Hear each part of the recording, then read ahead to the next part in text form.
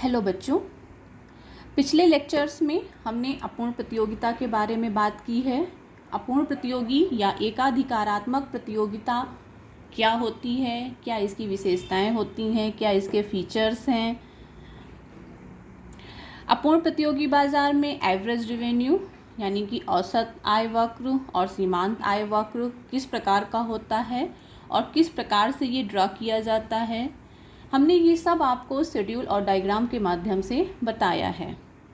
इस वीडियो को देखने से पहले ज़रूरी है कि आप पिछले 2 वीडियोस जिसमें मैंने इम्परफेक्ट कंपटीशन की कैरेक्टरिस्टिक्स, मीनिंग्स और एआर वक्र और एमआर वक्र के बारे में बताया है।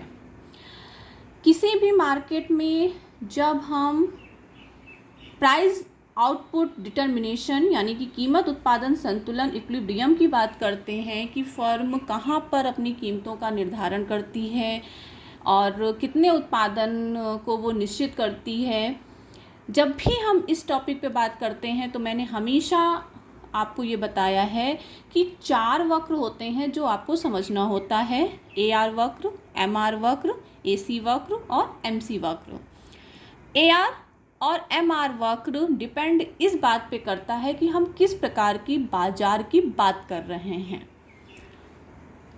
लेकिन एसी वक्र और एमसी वक्र बिल्कुल सेम होता है। तो अगर आपने पूर्ण प्रतियोगी बाजार में जो मैंने वीडियो आपको सेंड किया है एसी वक्र और एमसी वक्र का, अगर वो आपने नहीं देखा है तो वो भी आप पहले देख लें। 4 बातें आपको क्लियर होनी चाहिए कि एवरेज रेवेन्यू 4 कर्व होते हैं। एआर, दूसरा होता है MR, AC average cost and MC. ये 4 बातें आपको क्लियर होनी चाहिए, तभी आप समझ पाएंगे कि हम किस प्रकार से प्राइस आउटपुट डिटर्मिनेशन की व्याख्या कर सकते हैं किसी भी मार्केट के अंतर्गत। तो अपूर्ण या एकाधिकारात्मक प्रतियोगिता में प्राइस आउटपुट डिटर्मिनेशन को 2 टाइम पीरियड में पढ़ा जा सकता है। इसको हम 2 पार्ट्स में डिवाइड कर सकते हैं। 2 प्रकार होते हैं, 2 टाइम पीरियड होते हैं। एक होता है शॉर्ट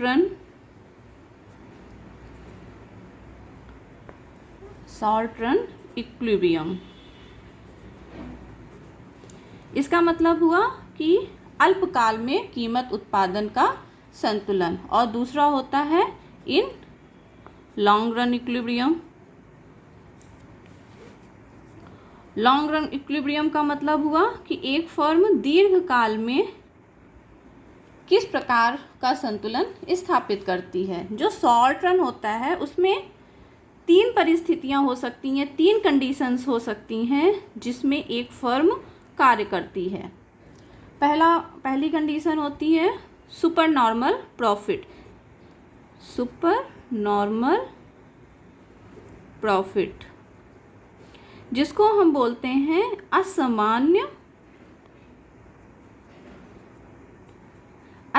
या असाधारण लाभ। इसको हम एबनॉर्मल प्रॉफिट भी बोलते हैं। दूसरा होता है नॉर्मल प्रॉफिट। नॉर्मल प्रॉफिट ये फर्स्ट है, ये सेकंड है। इसको हम बोलते हैं सामान्य लाभ। और तीसरी जो कंडीशन होती है वो होती है हानि। कोई भी फर्म सदैव लाभ में ही कार्य करे ये जरूरी तो नहीं है, वो हानि में भी कार्य कर सकती है। तो तीसरी कंडीशन होती है लॉस, जिसको हम हानि कहते हैं। ठीक है। दीर्घकाल में फर्म को केवल और केवल नॉर्मल प्रॉफिट ही होता है। नॉर्मल प्रॉफिट जिसको हम बोलते हैं सामान्य लाभ। और इस कंडीशन को बोला जाता है no profit no loss condition. ना लाभ ना हानि।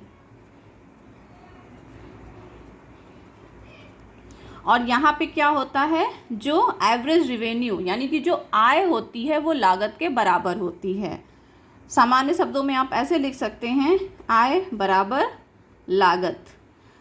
हम हमेशा AR और AC से ही एवरेज रिवेन्यू, औसत आय लागत, यही दो पॉइंट होते हैं जहां से हम डिटरमाइन करते हैं, जहां से निश्चित होता है कि बाजार में जो फर्म कार्य कर रही है वो असामान्य लाभ में है, सामान्य लाभ में है या फिर वो हानि में है। आय बराबर लागत, आप इसको ऐसे लिख सकते हैं, AR should be equal to AC। ठीक, थोड़ा सा यहाँ पर हम बात कर लेते हैं, फिर हम एक एक को उठाएंगे और विद डायग्राम आपको समझाएंगे। असामान्य लाभ का मतलब हो गया कि जो फर्म है उसकी जो आय है, जो औसत आय है वो औसत लागतों से अधिक है।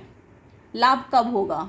लाभ तभी तो होगा जब लागतें कम होंगी और फर्म को आय अधिक होगी। क्लियर? तो इसको आप लिख सकते हो कि AR is greater than AC। बस आपको इतना ही अपने दिमाग में रखना है और आप इसी को शब्दों में लिखेंगे और वो आपकी डेफिनेशन आ जाएगी असामान्य लाभ की।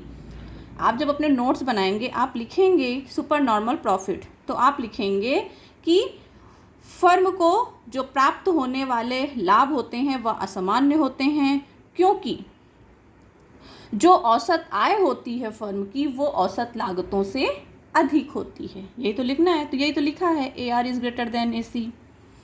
नॉर्मल प्रॉफिट में क्या होता है? नॉर्मल प्रॉफिट बिल्कुल वैसे ही है जैसा लॉन्ग रन में है, no profit no loss. You can write here that no profit no loss situation है, दैट इज। और इसके लिए आप लिखेंगे AR is equal to AC। ये फर्म की वह स्थिति होती है जहाँ पर एवरेज रिवेन्यू यानी कि आय बराबर होता है लागत के। आय को इकोनॉमिक्स में आगम वर्ड भी इसके लिए यूज होता है, यानी कि जो आगम है, औसत आगम है, वो लागत के बराबर है। ठीक है? और हानि में क्या होता है? हानि कब होती है किसी भी फर्म को या किसी भी शॉप को, किसी को भी हानि कब होती है? जब लागतें अधिक होंगी और उससे होने वाली जो आय है वो कम होगी। तो यहाँ पे हम क्या लिखेंगे कि जो AC है that is greater than AR।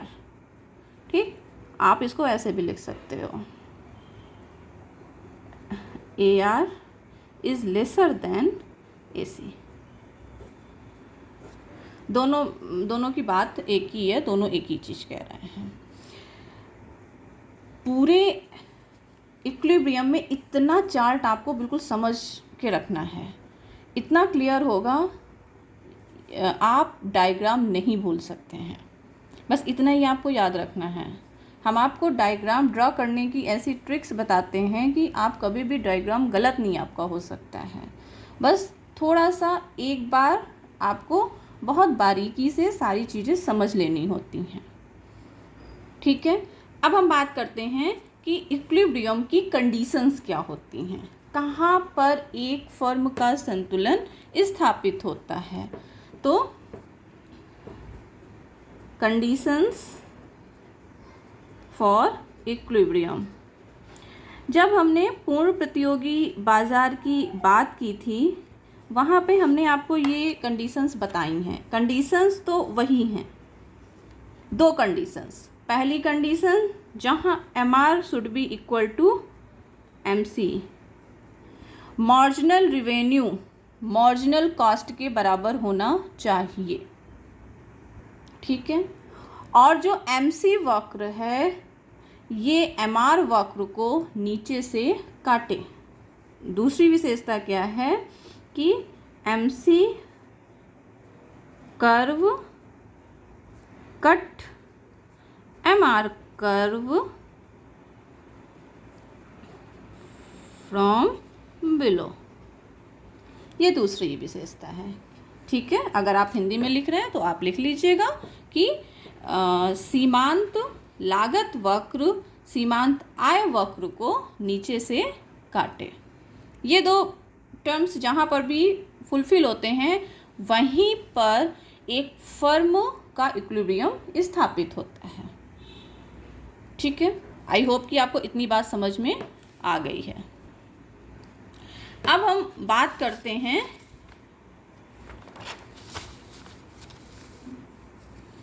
सबसे पहले शॉर्ट रन में किस प्रकार से फर्म कार्य करती है। जो 3 कंडीशंस हैं, पहली हमने ली है, first is super normal.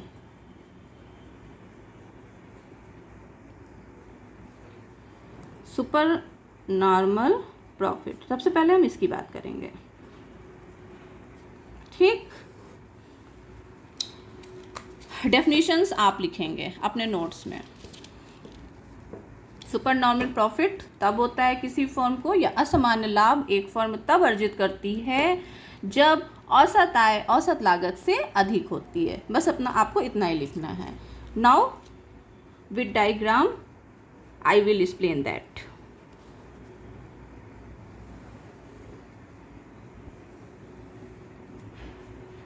O X Y, X अक्ष पे हम आउटपुट को दिखाते हैं, चाहे कोई भी मार्केट हो हम एक्स अक्ष पे हमेशा आउटपुट को ही दिखाएंगे, और वाई अक्ष पे हम दिखाएंगे कॉस्ट एंड रिसिप्ट, यानी कि लागत और आगम।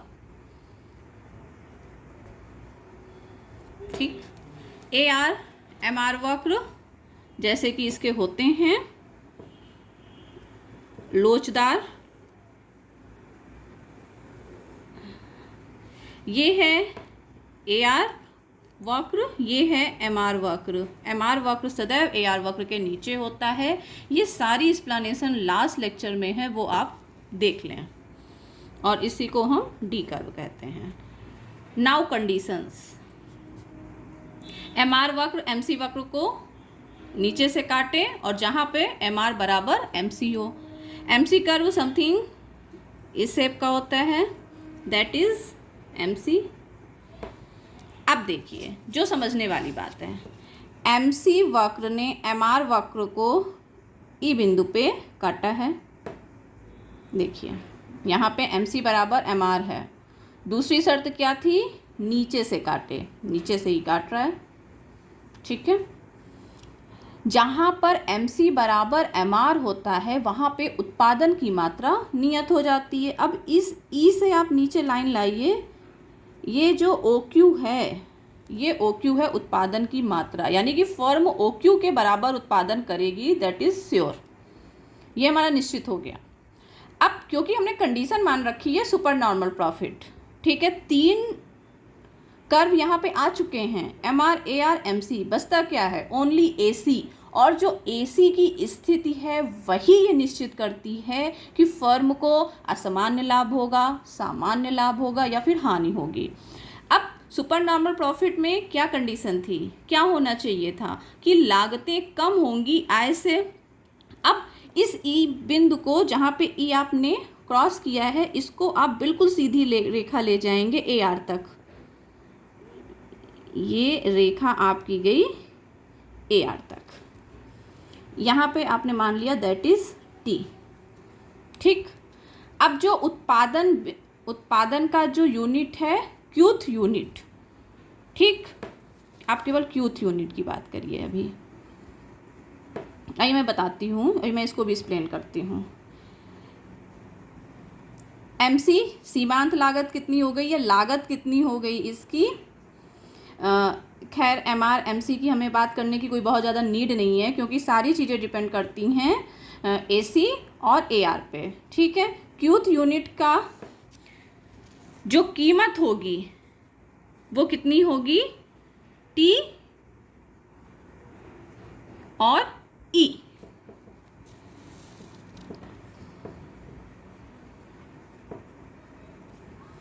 अब देखिए, अब जब कीमत, आप ऐसे भी कर सकते हो, आप इस ये जो आपने ये कहा है टी क्यू, आप इसको यहाँ सॉरी टी ई नहीं, टी क्यू, आप इस लाइन को आप यहाँ पे ले आइए, क्योंकि यहाँ पे हम कीमतें भी दिखा रहे हैं, क्योंकि जो डी कर्व होता है जो AR होता है वो कीमत को बताता है। ठीक है, इसका क्या मतलब हुआ? इसका ये मतलब हुआ कि OQ उत्पादन फर्म करेगी OP कीमत पे। ठीक, अब क्योंकि कीमत है OP या TQ, तो जो लागत होगी वो कहीं ना कहीं इस OP या TQ में कहीं ना कहीं इस बिंदु और इस बिंदु के बीच में होनी चाहिए। ठीक है, यानी कि आय अगर इतनी है तो लागत इसके नीचे होनी चाहिए। बस आप ऐसे समझिए कि अगर आय TQ है या कीमत TQ है तो लागत इससे नीचे होगी। हमने मान लिया कि लागत हमारी इस बिंदु से जाएगी तो नीचे ही तो होगा बिंदु। ठीक है, इस बिंदु को हमने मान लिया कि हमारी लागतों का बिंदु होगा और इसको हमने नाम दे दिया N। अब इस N बिंदु से होता हुआ हमारा ऐसे कर्व चला जाएगा। That is very simple.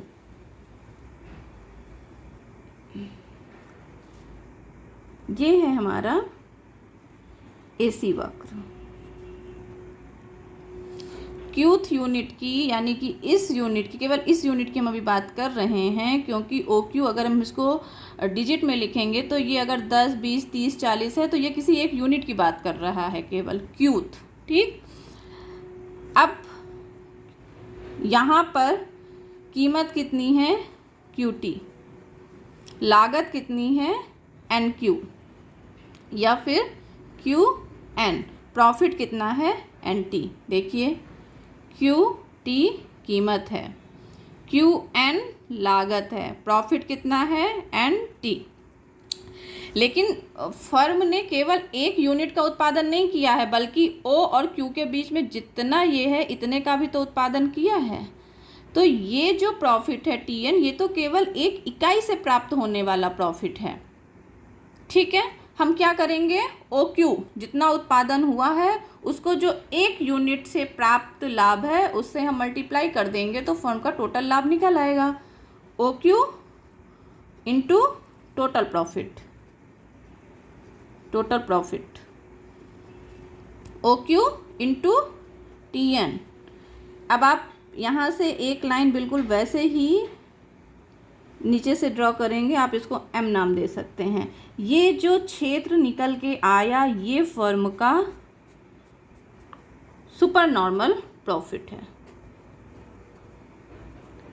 Super normal profit.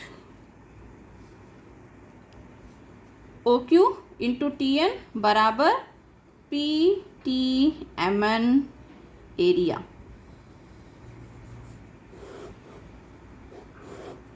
ये जो एरिया निकल के आया है PTMN, एक यूनिट का लाभ अगर इतना है, इसको आप अब ऐसे भी समझ सकते हैं। मान लीजिए TN बराबर, हमने मान लिया TN बराबर है, ये प्रॉफिट है 2 रुपये। ठीक, और ये जो OQ हम लिख रहे हैं, OQ को हमने मान लिया कि ये है, मान लीजिए फर्म की 20 यूनिट्स, 20 यूनिट्स। ठीक, तो ये जो TN है, ये TN क्योंकि 2 है, और जो क्यूथ है, जो हम क्यूथ कह रहे हैं, इसको हमने मान लिया कि यही हमारी लास्ट यूनिट है, यही हमारी 20वीं इकाई है। तो जब एक इकाई से प्रॉफिट है 2 के बराबर तो 20 से कितना हो जाएगा, तो हमने यही तो किया है, OQ इंटू TN। तो OQ हमने मान रखा है 20 और TN इंटू 2 यानी कि 40। ये जो 40 है that is PTMN area. Clear? ये पहली कंडीशन है, पहली सिचुएशन है जिसके अंतर्गत फर्म कार्य करती है, सुपर नॉर्मल। अब हम बात करते हैं नॉर्मल सिचुएशन क्या होती है। दूसरी कंडीशन है हमारी नॉर्मल, सामान्य लाभ, normal profit.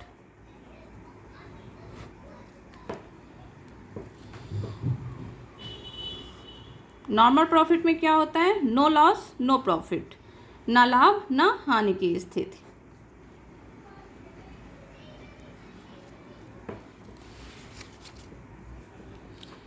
Cost and receipt. बिल्कुल वैसे ही हम अपना AR MR,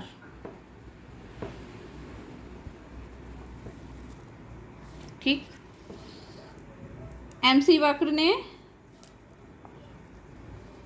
E बिंदु पर MR वक्र को काटा, उत्पादन OQ नियत हो गया। इसी उत्पादन की रेखा को हम कीमत रेखा या आय तक ले जाएंगे और ये निकल के आ जाएगी कीमतें OP, ठीक। अब जब नो प्रॉफिट नो लॉस है, यानी कि आय बराबर लागत के होना चाहिए, तो जब हमारी कीमत है, आप इसको नाम दे दीजिए N, कीमत है OP, कीमत कितनी है यहाँ पे, कीमत बराबर है OP, उत्पादन कितना है आपका OQ, ठीक, और लागत कीमत के बराबर या आय के बराबर होनी चाहिए, ठीक है। तो जो AC वक्र होगा ये इसी N बिंदु से होके जाएगा, तभी तो लागत बराबर आय के होगा, यानी AR बराबर AC के होगा जब यहीं से जाएगा, ठीक। तो आप इसी N बिंदु से होते हुए अपना AC वक्र खींच देंगे, दैट इज AC। अब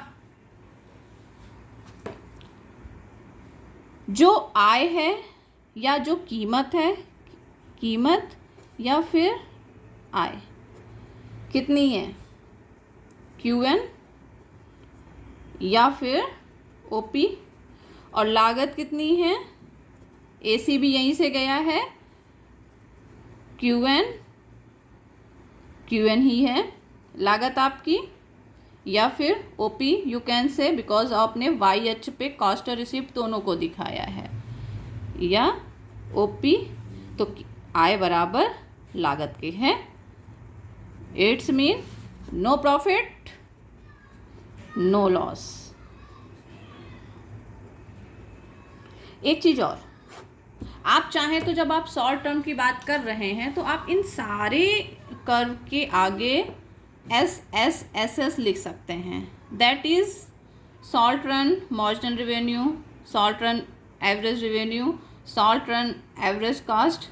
आप चाहें तो आप इसको ऐसे भी लिख सकते हैं, ऐसे आप ये भी कर सकते हैं, और ज़्यादा क्लियर हो जाएगा, ठीक है। और नहीं भी करते हैं तो कोई गलती नहीं है ये, ठीक है। अब जो तीसरी सिचुएशन है वो है लॉस की सिचुएशन। फर्म जाहिर सी बात है हानि की स्थिति में भी कार्य कर सकती है। लॉस में क्या था, AC is greater than AR, ठीक, जो लागतें हैं वो आय से अधिक हैं।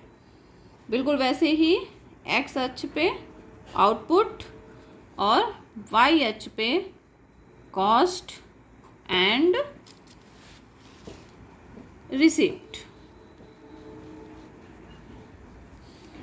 वैसे ही हम अपना AR और MR वक्र खींच लेंगे, AR MR, ठीक है।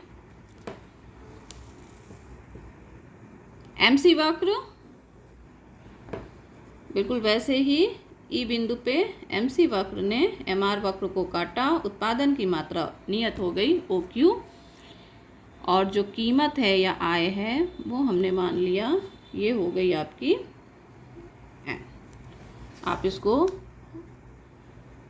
हॉरिजेंटल लाइन से यहाँ पे ले आइए, चाहे आप कहें OP या कहें QN, दोनों की बात एक ही है। अब AC ग्रेटर होना है, यानी कि जो कास्ट कर्व जाएगा, जो एवरेज कास्ट कर्व जाएगा, इससे ऊपर से जाना चाहिए। हमने मान लिया कि हम उसको यहाँ से निकालेंगे, बिंदु हम पहले पॉइंट रख लेते हैं, ठीक है। अब AC कर्व को हम यहाँ से निकाल देंगे,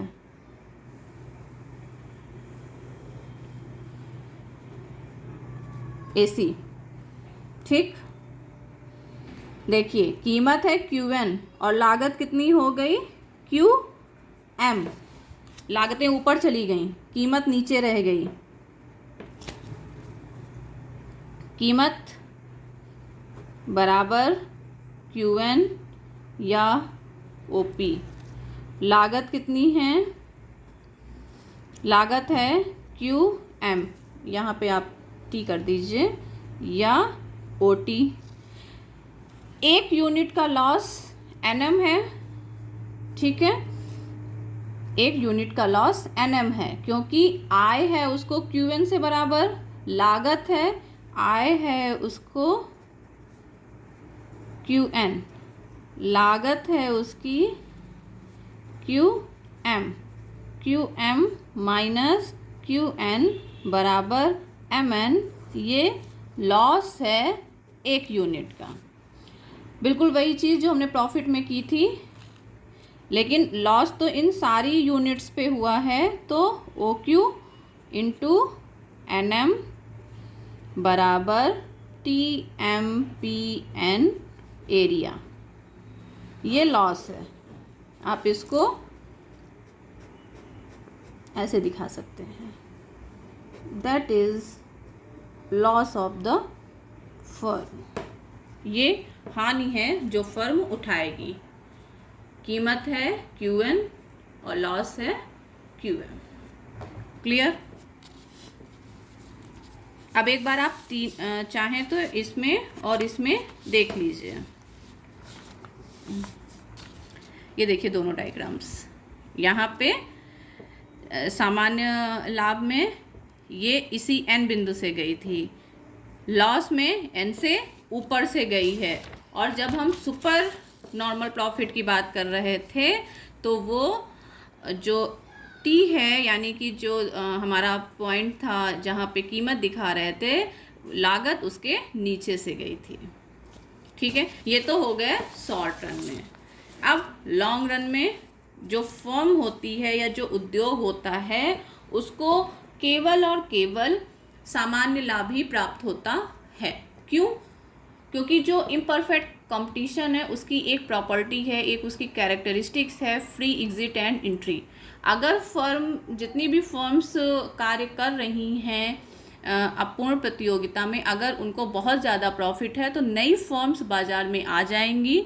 और जब नई फर्म्स बाज़ार में आती हैं तो जो पुरानी फर्म पहले से कार्य कर रही होती हैं उनका उत्पादन घटने लगता है। क्यों घटने लगता है? क्योंकि जो नई फर्म आई है डिमांड उसके लिए भी तो कुछ होगी, तो जो और फर्म्स की डिमांड है वो नई फर्म्स की डिमांड में ट्रांसफ़र हो जाती है। और इस प्रकार जो पुरानी फर्में हैं जो असामान्य लाभ या सुपर नॉर्मल प्रॉफिट गेन कर रही थी वो भी नॉर्मल प्रॉफिट में आ जाती हैं। और अगर किसी फर्म को हानि हो रही होगी या किन्हीं फर्मों को हानि हो रही होगी लॉन्ग रन में, तो वो मार्केट को छोड़ के चली जाएंगी, यानी कि वो उत्पादन कार्य बंद कर देंगी। अब अगर वो उत्पादन कार्य बंद कर देंगी या मार्केट को छोड़ के चली जाएंगी तो जो उसको होने वाली हानि होती है, या फिर वो फर्म जब बाहर चली गई तो जो उसकी डिमांड होती है, उस फर्म की प्रोडक्ट की जो डिमांड होती है वो शिफ्ट हो जाती है बची हुई फर्मों में, और सारी फर्मों को सामान्य लाभ ही प्राप्त होता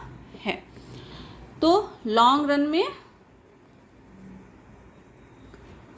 only one situation normal profit, सामान्य लाभ, जिसको हम बोलते हैं no profit and no loss. इसका डायग्राम कैसे ड्रा होगा? बिल्कुल वैसे ही ड्रा होता है, केवल हम सारे कर्व के आगे एल वर्ड यूज कर देते हैं। Output, cost and receipt,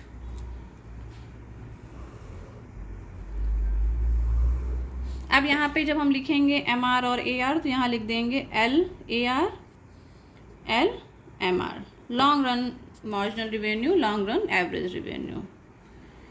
M C वक्र, इसको एल एम सी। इसने कट किया इस ई बिंदु पर उत्पादन की मात्रा ओ क्यू। इसी उत्पादन की मात्रा को हम आय रेखा तक ले जाएंगे, कीमत रेखा तक ले जाएंगे और बिंदु रख दिया हमने एन। अब जो AC वक्र है वो भी N बिंदु से ही जाएगा। क्यों? क्योंकि AR बराबर AC के होना है। तो हमारा जो AC वक्र है वो भी ऐसे LAC, ठीक है। आप इसको यहाँ तक ले आइए और इसको OP कीमत लिख सकते हैं।